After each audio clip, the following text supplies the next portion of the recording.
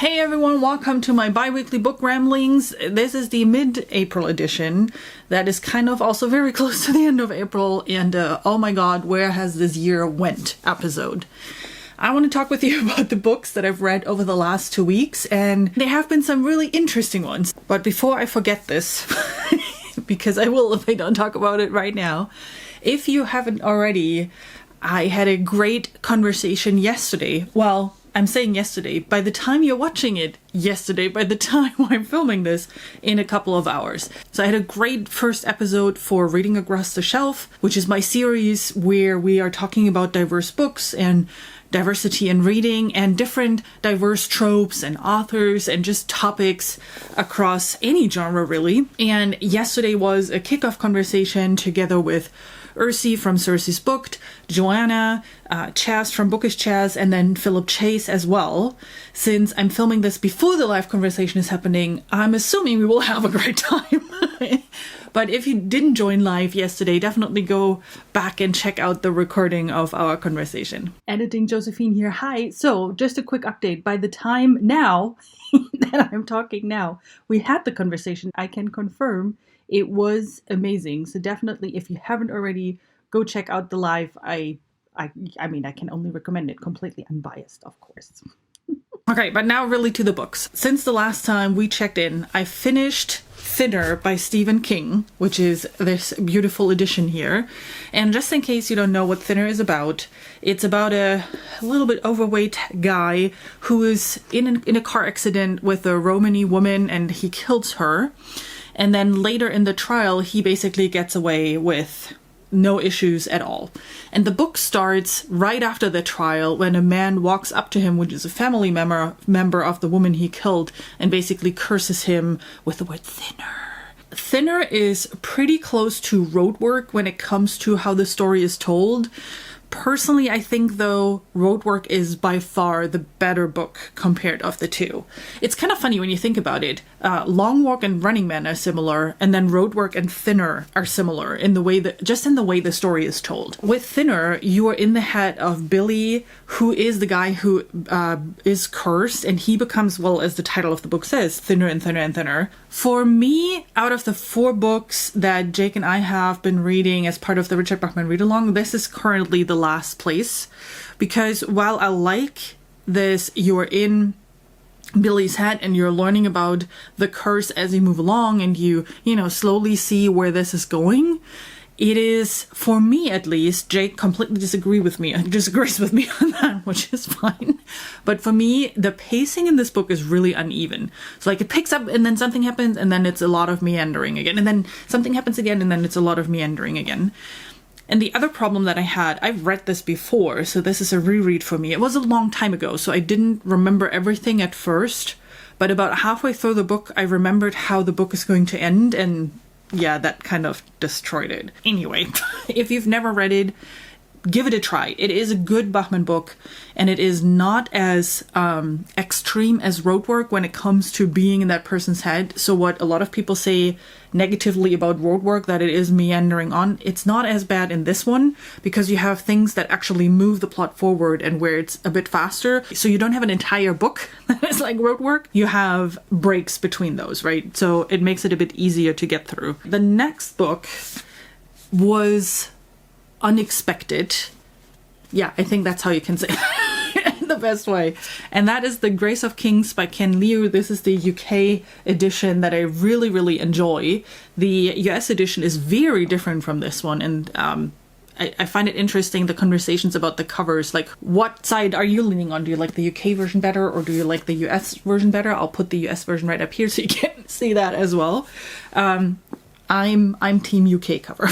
Anyway, this is a book that I've read as part of a read-along together with Ian over on Andrew's and Nico's Discord channel. I went into this blind, so I didn't really know what it is about. I just knew it had some sort of Asian inspiration and a lot of politics, and the way I'm stumbling, you see, that's pretty much what I know about this book. And the reason why I say I did not expect this is the way this is written and the way this is set up is so different than what you usually get in fantasy like this, an epic fantasy like this. I will probably go into more detail in the live show that we have later today, well, Sunday, right, on the 24th, and I need to look at the times because Ian gave me Central Time, and, you know, I just figured out Pacific and Eastern, and now someone is coming with Central Time, so that is throwing me off. So it's at 3 Central Time on Ian the Reader's channel, which is 1 Pacific and 4 Eastern.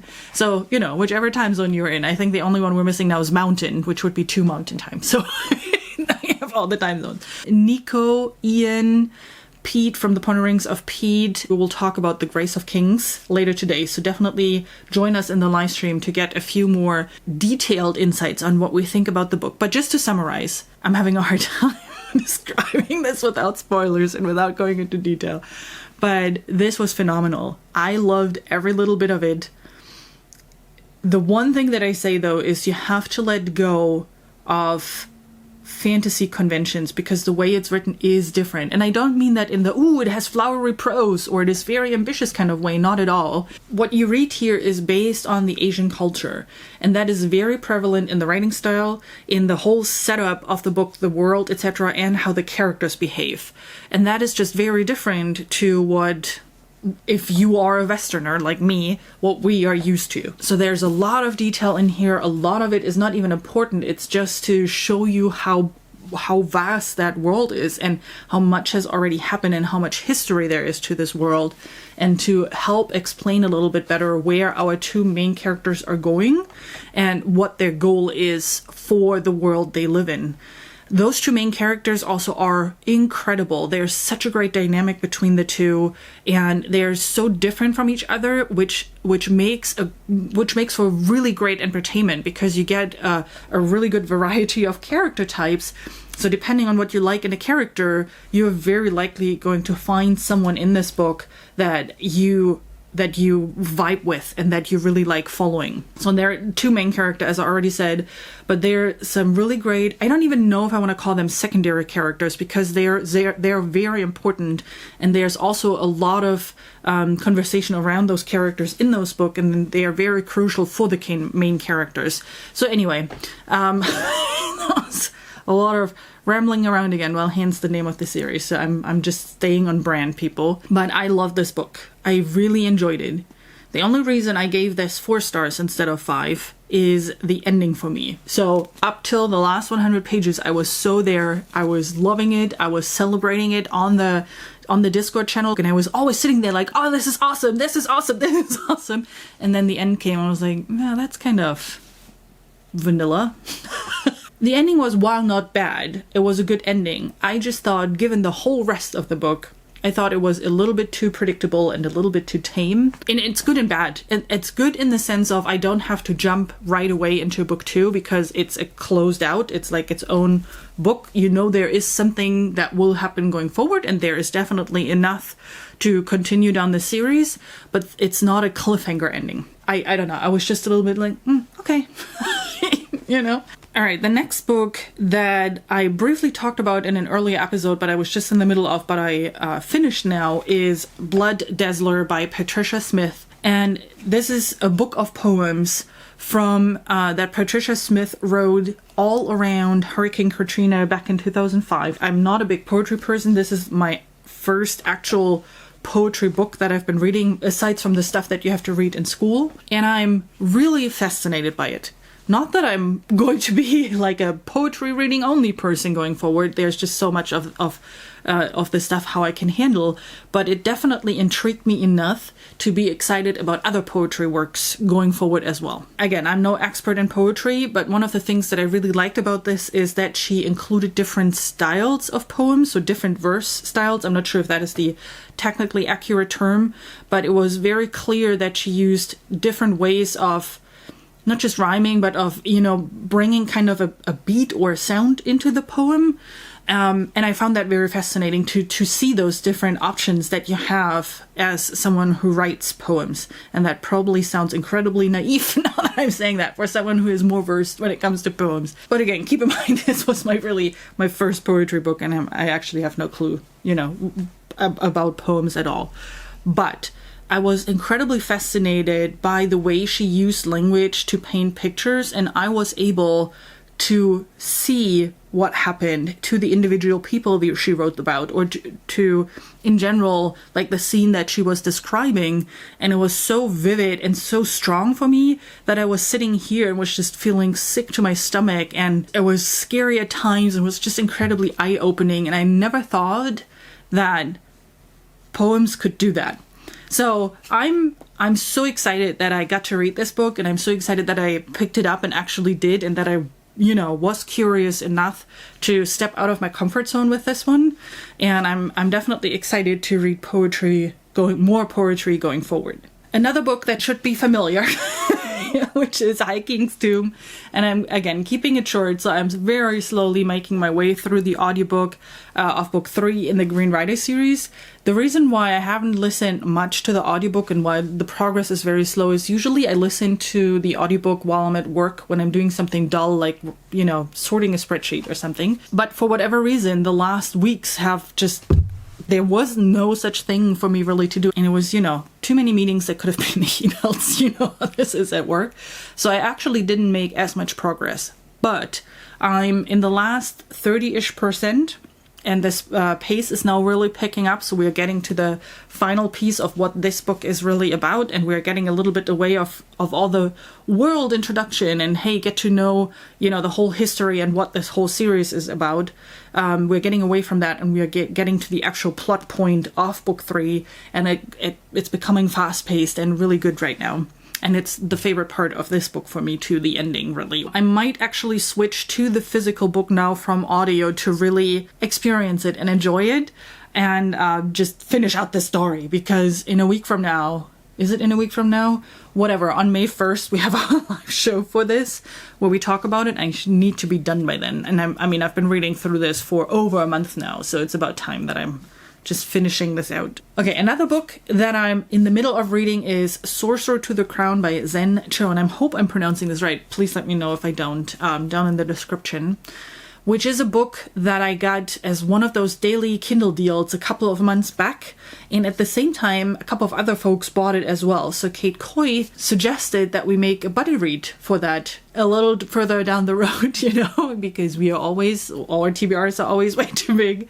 But that month is now. So currently in the month of April, it's a group of 6 people, I think. We're reading Sorcerer to the Crown together. And I didn't know much about it. I just read the premise of it, which is why I bought it as part of the daily deal back then, which is we're in the Napoleonic era, but placed in Britain.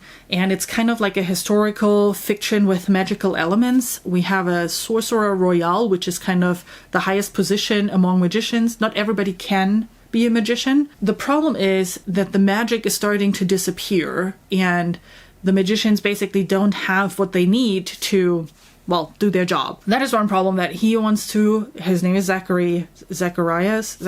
See, I don't even know anymore. I'm reading right now. I don't even know what the main character is called.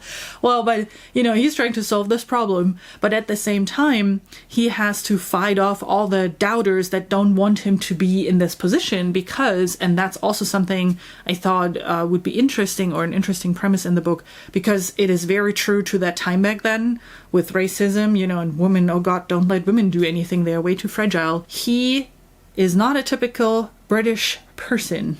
He has darker skin, and because of that, no one wants him to be the Sorcerer Royal. Anyway, that premise sounded incredibly interesting, and I was really excited about this being kind of a quick read between all those big chunkers that I'm reading this month again.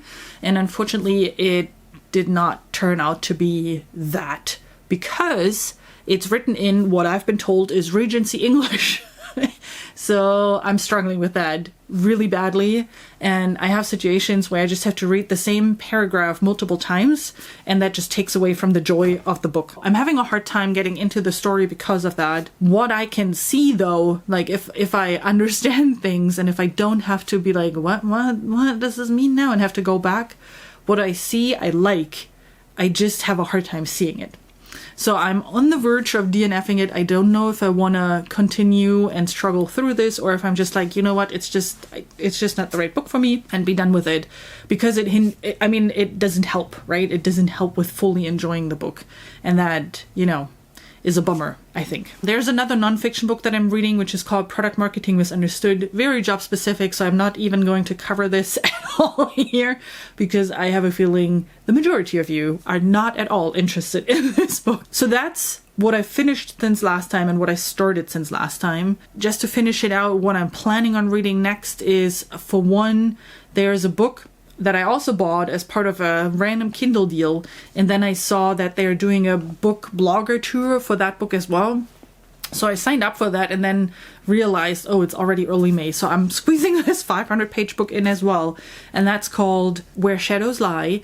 And what I find really interesting about that, it's about, well, first of all, strong female characters that has to deal with political intrigue, so already great setting for stuff that I like. But then also that main character has a disability, and I don't recall ever reading about a fantasy book where we have a main character with a disability and how she handles that and how she maybe even uses it for her advantage. I don't know, I haven't read the book yet, but I thought it very interesting, and that's why I even bought it, and that's why I signed up for that book tour. So I'm really interested to see how that character goes through life and solves the situations she needs to solve.